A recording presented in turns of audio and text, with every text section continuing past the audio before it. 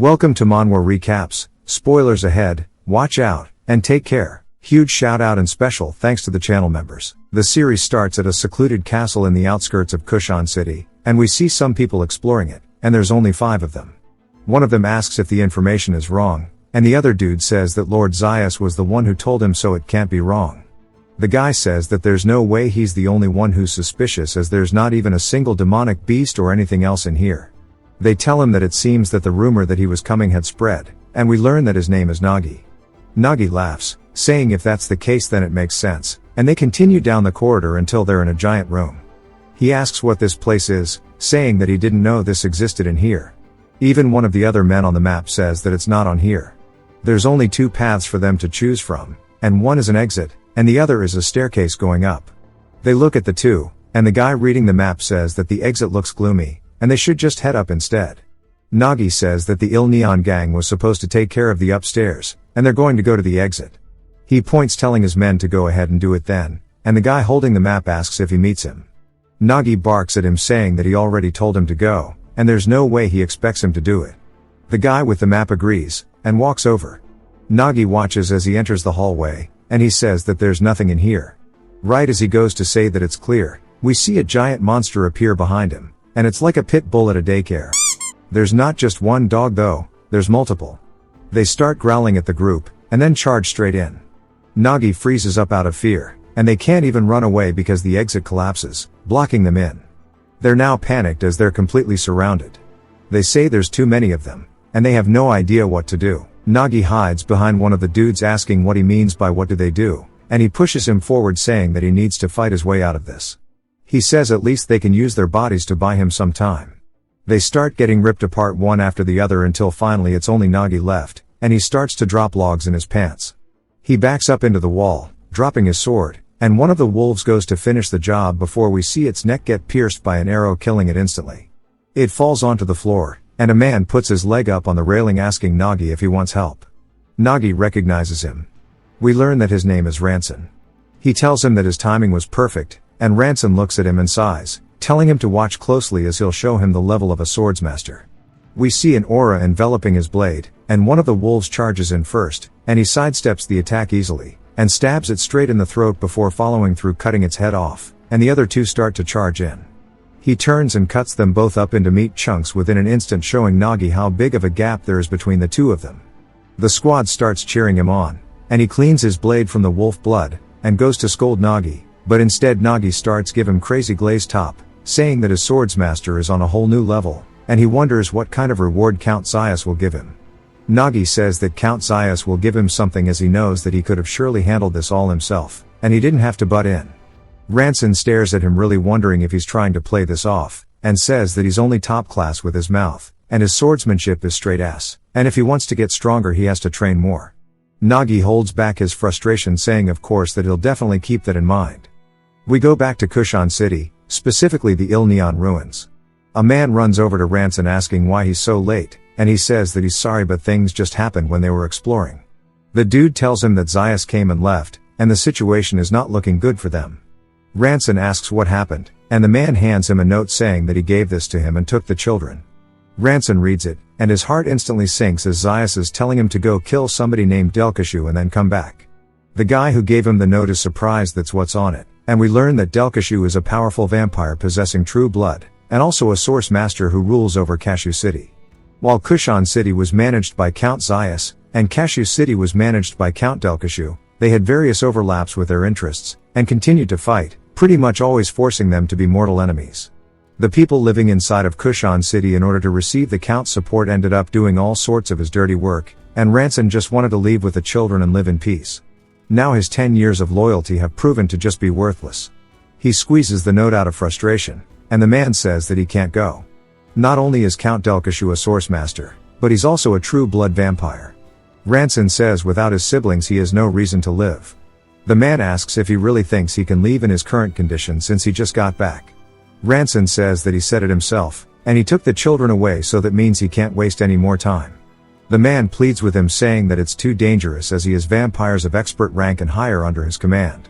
We finally learn that the man who handed the note in the ruins is Bursun, and Ranson tells him that this is in order, and Bersun instantly closes his mouth and bows his head saying understood. Ranson tells him that he will stay behind and look after his siblings that are still here, and he'll be sure to when he comes back to set everything right. Bersun watches him leave and clenches his fist out of anger, and he says that this is the one time he doesn't think he can obey his commands. We get a flashback to the Manhwa kingdom in the year 1337, and we see the estate ablaze. The queen says she will hold them off here, and that he needs to take ransom and get out. Bersun, who was the commander of the knights at the time, says he can't do that, and he will stay here until the very end and protect her. She says that what he must protect now is the bloodline of the Manhwa kingdom. He tries to argue with her, but realizes that she's right. Ranson's mother tells him that he needs to listen carefully, and he has to survive no matter what. It is the destiny of a woman of the Manhwa royal family to pass on the blood of Manhwa to future generations, and he too must fulfill his duty to the royal family. He starts crying, telling his mother that he doesn't want to run away alone, and she takes off her necklace, putting it on him, saying that it will surely help and that he needs to make sure to restore their family. He clutches the necklace and starts to cry, and Bersun's face looks pained, but he resolves himself saying that he will dedicate his life to serving Ranson. The estate continued to be engulfed in flames. Bersun says that since he didn't die there he was forced to flee with the second prince under his majesty's order, and he failed to protect the family. The capital was burning, and he had to leave without being able to protect his king or his queen. Of all days it was the 13th birthday of the second prince. After he had witnessed the deaths of his parents and siblings with his own eyes he didn't say a single word as he watched the estate get engulfed in flames. That is how the 500-year history of the kingdom of Manhwa fell. They arrived at their pre-arranged escape route, avoiding the eyes of all the imperial soldiers together with the last young heirs of the marquis and counts. In about 20 nights they would end up crossing the border. A month later they successfully crossed the border into Roxium. They were currently leaving Glory Land and they were forced onto a boat heading towards a place unbefitting of them. A few months later they arrived in Robber Land, the lawless land where criminals and fugitives from all over the world gather. It's been about 2 months since they arrived in the city of Kushan, and many knights died on the way there, and there were only 12 of them left including him. But it was their mission to protect Ranson, who was the only legitimate heir left, and the last successor of the noble family of Manhwa. Even though they were knights they would dishonor their name just to protect him. The flashback ends, taking us back to Delkashu's castle, and we see soldiers strung out along the hallways. Bersun charges straight in taking care of a lot of the vampires, and he has a bad feeling in his gut as he tells Ranson to hold on, and he's making his way as deep as he can into the castle. While running down the hallway he hears some sounds of fighting beyond a door, and when he gets there he opens it only to be horrified by the sight in front of him. It was an absolute massacre, and everybody was dead, even Delkashu was killed while sitting in his throne. Bersun wonders what happened, and hears coughing. He looks over seeing a slug trail, and Ranson bleeding out on some stairs. He notices that his arm is gone and his leg is hella fucked up, and Ranson says that it's already over. Bersun fears for the worst, asking how the blood of Manhwa is finished like this as they vowed to live happily, and he hopes that their desperation and hope is not just ending like this. He grits his teeth out of frustration saying that he can't let this happen. He rips up his cape and walks over to Ranson and ties up his arm and leg to stop the bleeding, and he says that he will save him. It jumps to 3 years later once more in the Il Neon ruins, and we see kids happily playing outside, and Ranson now has a metal prosthetic as he's nailing and hammering into a roof. Bersun calls out to him, and he looks down and starts to go down the ladder, and of course since he's using a prosthetic leg as well he loses his grip and falls onto the floor. Bersun asks if he's okay, and he says that he is just wanting to know what the count said. Bersun says the same as always, he told him to wait 1 more month. Ranson says that's fine since they can get by for now and he's okay waiting. Bersun says he already told him to do this kind of thing, and Ranson says that's not something he can ask the kids to do, so he has to be the one to do it. Bersun tells him the kids are actually old enough though, but Ranson says even if they're grown up it's still his duty. Bersun is annoyed, and before he can finish his next sentence Ranson says surely he's not going to bring up the elixir again. Bersun says that he was, and we learn that the elixir is an ancient miracle that cannot be reproduced with modern magic, and there was only one found 200 years ago in the Il Neon dungeon. Ranson tells him that's just an old story, asking what it has to do with him as he's not really that inconvenienced with his prosthetics. Bersun says he understands and he won't say another word, and he guesses a miracle like that won't happen again. Some of the kids start yelling at him panicked as one of the wooden practice swords flies straight at them. Ranson catches it with his prosthetic and he says that since he just fixed the roof he doesn't want to go up there and do it again. He tells the kids to not let go of their swords the next time they're practicing. The kid says that he was gripping it tightly though, and Ranson says that that's not the only thing that matters. That he needs to brace his legs and distribute his weight with his entire body, and visualize his opponent in their head. He recalls when he was fighting Delkashu. Delkashu charged straight at him. Ranson manages to block it, but it sent his sword flying back a bit, and due to his leg being injured he realized that he couldn't distribute his weight properly. Delkashu, knowing he had the advantage, says that he can't be getting distracted in the middle of their fight. The more he has to protect, the more thoughts weigh on him, and he goes to finish the job, but Ranson parries the attack, actually putting him on the defensive, saying that because he has something to protect he cannot die. Delkashu doesn't miss a beat and swings forward, cutting off Ranson's hand. Ranson of course is more than okay sacrificing it if it means that he can get the job done, and that is how he bested Delkashu. Back to the present, he starts to snap out of it and Bersun's calling out to him, and even the students are worried. He looks down before he realizes that he completely cleaved it in two, and he says he was just trying to show them but ended up getting lost in thought and that he'll fix it. Another kid runs over telling him that there's big trouble with two of the kids named Daisy and Sklin. Ranson instantly fears for the worst and starts running after them. He says this is ominous and it's more than just a kid's fight as he smells blood. He sees them both using real swords and both injured, and neither of them look like they really want to do this fight. We see Nagi saying that it's been a while, and Ranson realizes instantly what happened, asking what he thinks he's doing. Nagi says they're in the middle of an interview, and Ranson asks what he means. He says that if they show potential he's thinking of taking them in as his direct bloodline. Ranson says that he refuses to let them mix their blood with his since he is filth, and Nagi gets pissed, telling him that even becoming the lowest ranked bloodline would be better than being under a washed up cripple who's missing two of his limbs. Ranson asks him if Zayas knows of this, and Nagi says that he really doesn't understand the situation he's in, and there's no way someone who's so busy would care about every little thing. Ranson says that means he came here on his own even though he knows it's his family's territory. Nagi says of course he came here as there's a rumor that the great Swordmaster lost his limbs, and it's all because of some brats. Ranson starts to get annoyed as Nagi continues taunting him, saying that he doesn't even think he can protect them with his body.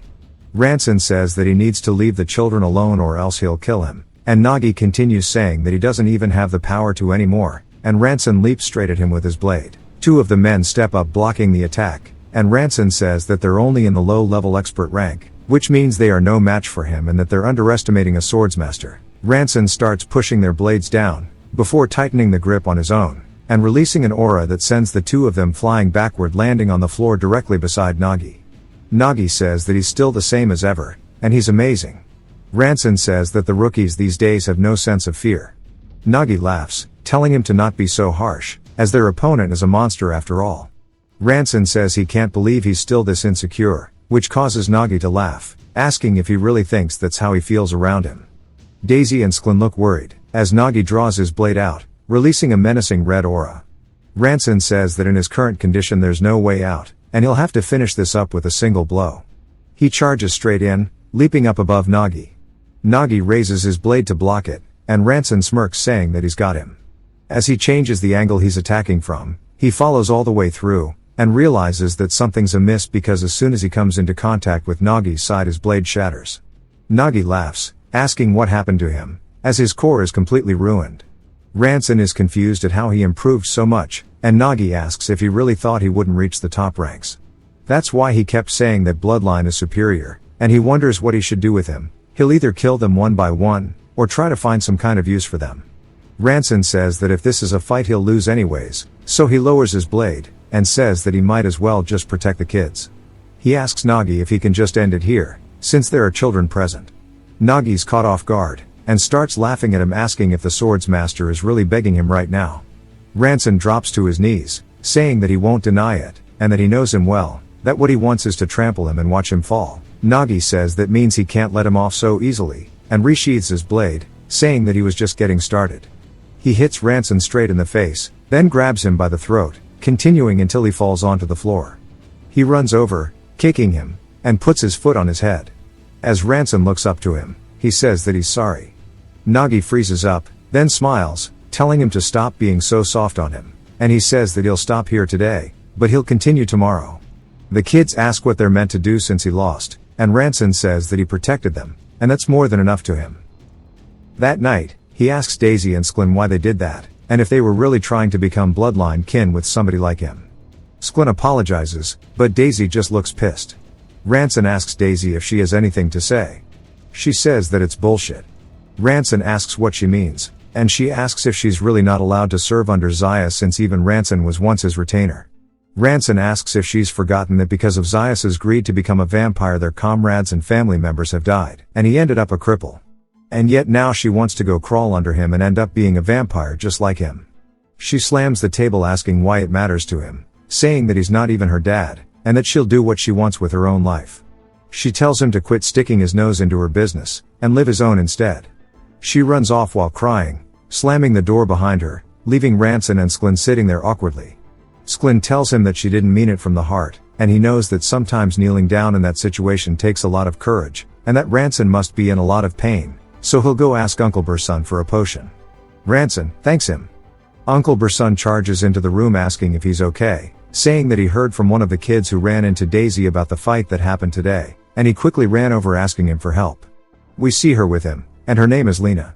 Lena says that Daisy told him it was a secret, and Bursun says that he actually forgot. Ranson starts laughing at this, and seems relieved, thanking them for the worry. Bursun hands him a potion, and Ranson says that he knew Daisy was not bad. He finishes chugging the potion, and starts to cough, and when he looks down at his prosthetic hand it's covered in blood. He says that if only his core was intact he could have definitely handled Nagi today. Seeing the children happy is more than enough to him, and he wonders how many days in a row he'll have to deal with this Nagi situation. He grabs onto his pendant, saying that he has no choice but to use this. It starts to create some kind of magic circle, and it begins floating in the air. He says that he wants to sell the treasure of the Van Rohe royal family to raise funds to protect the children. Something like the royal seal could be tracked by the Empire, so the only thing worth selling is the Book of Fate, as he pulls it out of the storage. He says he doesn't understand why this is considered a royal treasure, and as he opens it the texts begin to fly up from the book. What looks like enchantment table flies straight to his head. He wonders why he can read this ancient language as it mentions the year 4673, and it starts to shine very brightly. We see a clock appear, and he hears the sound of water dripping. Within the room that he was just standing in, we see his chair flip backwards, and when he opens his eyes he's running somewhere, and he wonders what's going on. He says that this is not a delusion, and it's definitely real. This place he is at looks familiar, and it's clearly the Il Neon dungeon, but it looks so new.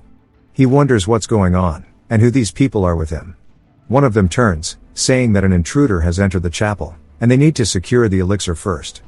Ranson is still confused, and he says that the structure of this is identical to the Il Neon dungeon, but the interior looks brand new. The elixir is said to have been excavated from the dungeon in ancient times, and he does recall how it said the year 4673, and he wonders if that means that right now he's traveled 10,000 years into the past. He continues walking forwards, and what he sees on the table in front of him is the elixir. He says that it's actually real, and that this means he's truly come to the past. A man grabs it, saying fortunately the elixir is safe. Ranson says that if he gets his hands on this he can reclaim everything that he's lost.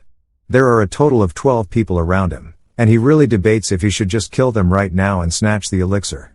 The man says that before they take the offering they need to pair up and search for the intruder, and he starts giving out orders.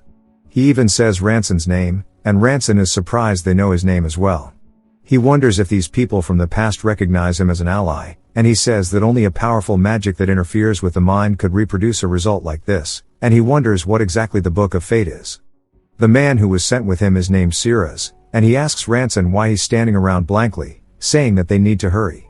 Ranson says for now he should just gather information, and look for an opening. As he follows Siras they head deeper into the corridor, until finally they run into a woman. She sighs, and Ranson flinches as she instantly swings, cutting down Siras before Ranson can react, and we see a purple aura coming off of her blade, and Ranson asks what that transparent haze is. She leaps forward, and he manages to block it just barely in time with his own aura. He pushes her backwards, and says that the durability is terrible, but his sword is still holding off. He looks down, and they have a stare down, and he looks at his blade saying that it's already chipped, and that her power sure is strange. He's a little nervous, and she asks if that was because of her sword aura, but says that something is strange here. Ranson says that means he's not the only one who finds it weird, and that he should check it one more time. He coats his blade in aura, but instantly it fades, as what he sees are two children, teary-eyed, staring at him. He asks why children are here, and she accuses him of having no shame, a swordsman like him siding with cultists who kidnap children, asking if he's really planning to kidnap them and use them as sacrifices. He recalls all his happy moments with his own family, and how much he loves them, and he realizes what is happening. One of the men runs over asking what happened, and if Ceres was really taken down by the intruder. Ranson doesn't say anything. When the man says that they need to join forces, Ranson cleaves both of their heads off in an instant. The woman asks what he's doing, and Ranson says that they should be on the same side, but she's still just backing away in shock. Sometime later we hear the sound of swords clashing, and more men start to approach them. They spot Ranson fighting the woman, and ask if he got ambushed because they see the corpses of their comrades around them. They say they have to hurry up, and help Ranson. As he's still fending off her attacks, he glances behind, and as soon as they get in range, he leaps, cutting one of their heads off. The other guy watches, realizing that they have been betrayed, but Ranson stabs him in the stomach, killing him as well. He pulls his blade out, and as the man falls to the floor, he starts panting, and says that, thanks to her little act, killing them was easy. She is still just confused, wondering what act he is talking about, because he came at her so recklessly that she had to fight back for her life. He says that she just needs to keep helping like she is now, and he can't get a good read on the one in charge. As the man walks over, asking if he betrayed them, he says it's not bad at all, and the resentful spirit of one who died a bitter death of betrayal, plus the chaotic nature, and with the soul of a noble knight, the Lord will be even more pleased. The woman says that she should have called for backup, and she didn't think that an advanced expert would show up here. Realizing that she can't just run away because of the children behind her, she says that she's still an intermediate expert, and she can't take him on alone. She'll attack him first, so Ranson can aim for an opening. She charges forward, and swings at him, but he instantly sends her blade up into the air. He comes in, with his knee hitting her on the shoulder, sending her flying back into the wall. Since there's a bunch of dust being shaken up, the woman uses that as a chance to leap at him with a surprise attack. Of course, since he's an advanced expert, he easily sidesteps it, and laughs while raising his blade overhead, and goes to swing down, but Ranson begins to release his aura, and walks forward, closing the gap in an instant using an ability called Tempest. He swings, cutting the man's neck, but a necklace blocks the attack. It starts to shine brightly, and blinds Ranson to the point where the man has the advantage, and sends him flying backwards. He says that without this, he definitely would have died. He continuously attacks Ranson, putting him on the complete defensive. As they're making their way backwards down the hallway, Ranson wonders if it was an artifact, saying even so, to block the attack so easily, this is dangerous. He can't predict his sword path, and asks how the woman was holding on this long. On cue, she leaps from behind, going for a surprise attack on the man, but he turns, blocking it. Then she asks Ranson what he's doing, saying that his sword aura is colored, but he's so weak. Of course the weakness is because of his prosthetic, since he can't put his full strength into it, and the man laughs, saying that surely she can tell that regardless of how colored his sword aura is. Ranson is clearly just a half-baked swordsman who can't even read the heart of the sword, and he swings, cutting her across her stomach, and she falls backwards onto the floor. He then turns towards Ranson to finish the job, and tells him farewell. Ranson asks if he really just called him a half-baked swordsman. After all the hell he went through under Zaius, and even became a swordmaster. He's been doing nothing but getting humiliated recently. He begins bleeding from his mouth, as he's using his core when he shouldn't, to use an ability called Aura Thread. It's a much darker aura than before, and he swings, this time putting the man on the defensive. The guy asks what in the world just happened, as this attack is on a completely different level than the one before. They continue, and the guy has no chance to counterattack. He asks how someone who can't even read the heart of the sword is able to show this kind of power. Ranson charges in, swinging once more, and the guy blocks it with his blade, but it doesn't matter, as not only does his blade get cut in half, his head gets cut off, and his body and head fall onto the floor. Ranson's sword breaks as well, and he falls to his knees, vomiting blood. The woman, confused, asks just who in the world he is. Ranson starts rummaging through the guy's corpse, and says that he needs to find it quickly. He pulls out a box, and finds the elixir, saying that he really got his hands on it. He says that if he can just drink this, it'll all be okay. As he starts to drink it, it falls onto the floor. The woman looks around, confused, wondering where he just went. The clock ticks once more. As we hear water dripping, we're back to the present. Daisy just wonders where Ranson went at this time of night, and that she needs to apologize even if it's late. She says that he wasn't here earlier, and she wonders if he's back by now. When she enters the door, she instantly looks horrified as she sees him laying on the floor, and she assumes the worst, but we see he actually still has the elixir box in his hand. They quickly put him in a bed, and we see Bersun and Daisy looking over him. Daisy says that she'll stay by his side. Bersun says that she should call him as soon as he wakes up. She says, of course. She looks over at him in the bed, saying that he was stronger than any one of them, but because of them he was humiliated. And at times like this she feels so ashamed that she wants to die. She sees him flinching and asleep, then he yells, waking up, saying that he only drank half of it. He's panting, and then he sits up in bed, wondering if it was all just a dream to begin with. She asks him what happened and if he's okay, calling him brother. She says that he disappeared suddenly, and he came back covered in blood. He stares at her blankly, and she's confused, asking why he's looking at her like that. He says that she just called him brother, and she asks what he's talking about, saying she never did that. He then asks if she cried, since her eyes are red and her cheeks are swollen, and he says that she really was worried about him after all. She says that of course she was, asking if she shouldn't have been. He thanks her, and says that it's been a while since he's talked to her like this. His head then starts to swirl, and he clenches onto his chest. She stands up, asking if he's in pain, but he says that he's not, and that it wasn't a dream at all, and it was real, and he thought one sip of this wouldn't be enough. As he begins to emit a bright yellow light, he then quickly throws his prosthetics onto the floor, as we see that his leg and arm have both been regrown from the elixir. She's just speechless by what happened, and as soon as he says that he has returned his vision starts to fade out, and he falls onto the floor watching her run over. He then overhears them talking about how his arms and legs are back, and as he slowly wakes up he sees everybody in the room staring down at him. Bersun's crying tears of joy, asking how such a miracle happened to them. Ranson says that he drank an elixir, and Bersun says that one sip cost 50,000, yet he still drank it. He says, before they finish this, there's something he wants to check. He gets out of bed, and Bersun asks if it's okay for him to move like this. He says yes, and it seems like rehabilitation might be needed, but it's okay. He grabs onto the box that he brought from his little trip, and asks Bersun if he can come with him for a moment. They head outside into the dungeon, and he says that this is where the elixir was placed. Bersun asks what they're doing here, and Ranson says that he can't believe the situation either, so he wants to check it out. He pulls out a key from the box, saying that the security was tight, especially towards the back. It means that this is the key to opening a secret place. He walks over and plugs it into the air, and a magic circle appears. It then turns into a bright golden one, and Bersun asks what the hell he just did, as soon as they enter there's a treasure trove full of gold weapons and armor. They say that just the gold coins alone have to be worth 5,000 talents. There's also ancient artifacts, swords, and tools. And Bersun says that first his limbs regenerated, and now this. Ranson says he can't believe it either, and that he ended up traveling to this place 10,000 years in the past. Bersun asks if he hit his head, and Ranson is still in disbelief that it was real. He says that if the power of this artifact isn't a one-time use, maybe he can return to the past again and again, and achieve anything that he wants. He tells Bersun to get ready, as there's something that he has to go do first. It jumps to Nagi laughing in a room, saying that this is what it means to be alive, as there's corpses littered around on his floor.